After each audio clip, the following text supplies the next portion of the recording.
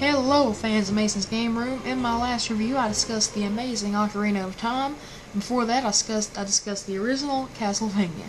A game with great level design, memorable enemies, and great controls. Those are just a few things that Castlevania's sequel, Castlevania 2 Simon's Quest, didn't really have. Now, I'm not saying Simon's Quest is bad or anything, but it's just not good, at least compared to the original game. After reviewing Castlevania 1, I really wanted to get the game's sequel on the show, but I couldn't do that. Why? Well, it's the only Castlevania game I don't have on the NES, so I got it on the Wii U Virtual Console, and oh man, when I first got it was I disappointed. Now, I may have said that Castlevania 1's controls were good and Simon's Quest controls were bad, but when you think about it, they're exactly the same. Now, why would this be? Well, here's my reasoning. The first Castlevania's controls, the game, was built around the controls.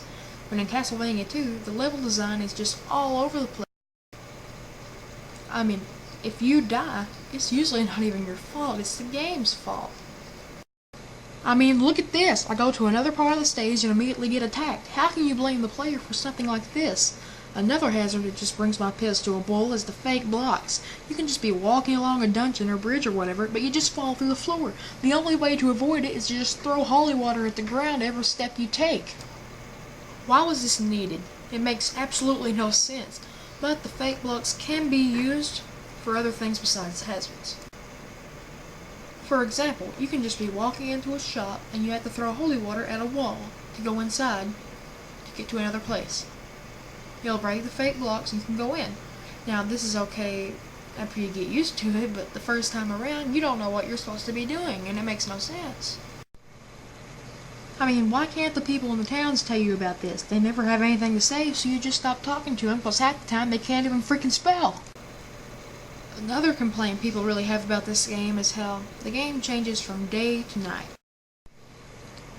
The game just puts this big box up in the air to tell you that, but it doesn't really bother me that much because the game doesn't even switch over very often. Even though I've been talking about how Simon's Quest has been really flawed so far, I think it's time to talk about what the game did right.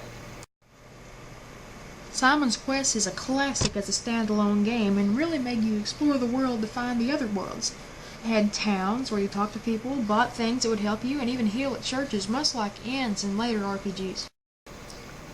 That is really innovative because, in the first game you just walked left to right, but now you have to explore to find the levels and towns, and it just so much feels more like an adventure based on exploration, kinda like Zelda.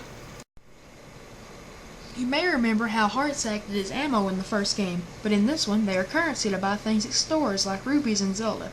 I like this idea more as items are unlimited now, but once you get game over, you lose all of your hearts.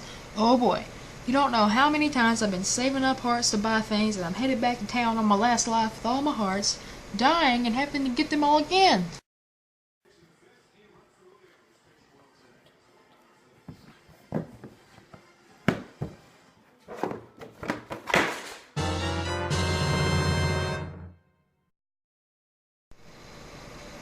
Yeah, in Zelda, if you died, you didn't lose all of your rupees, so why do you lose your hearts after game over? I don't get it, but they are pretty common and easy to grind up enough hearts again, so I can let it slide. Another thing this game should have learned from Zelda is a save feature. This game was released after Zelda, and maybe even after Zelda 2, so why couldn't they add one? Since I'm playing on the Wii U, this isn't an issue because I can use restore points, but for kids in the 80s, they had to use a stupid password system that made no sense and was hard to use. But before I end this episode, I must end it on one last point. Well, you remember how in the first review of the original Castlevania I talked about how amazing the music was? Well, this game is no exception. Take a look at these songs.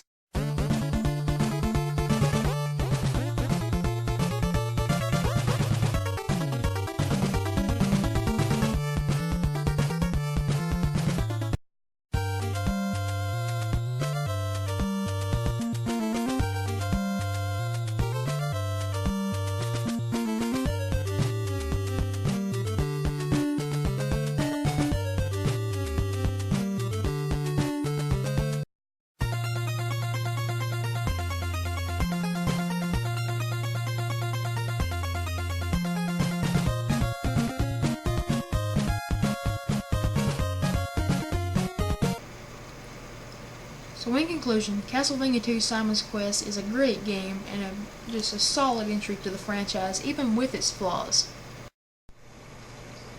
I mean, the game had towns, people to talk to, it relied on exploration, and did so many things that were rarely even seen in that type of game, at the time at least. The game was way ahead of its time, and was pretty rushed.